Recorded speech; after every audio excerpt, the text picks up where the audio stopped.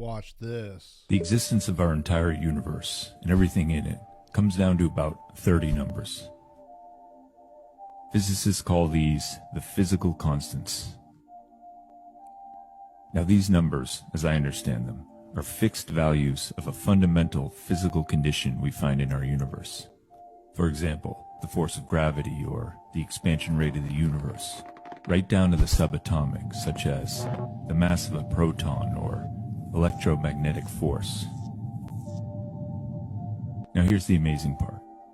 Each one of these numbers are so perfectly precise and so balanced with one another that if any one of them were off, plus or minus the slimmest fraction, in some cases literally this much,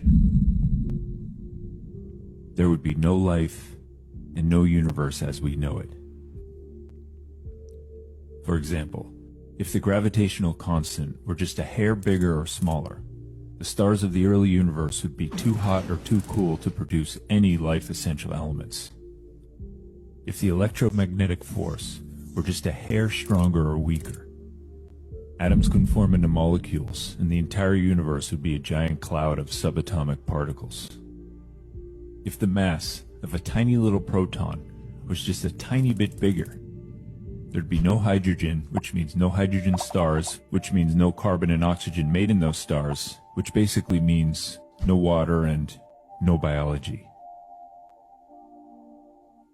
So it appears, to most physicists, not to all, that since the very beginning, the entire universe has been perfectly tuned for one thing.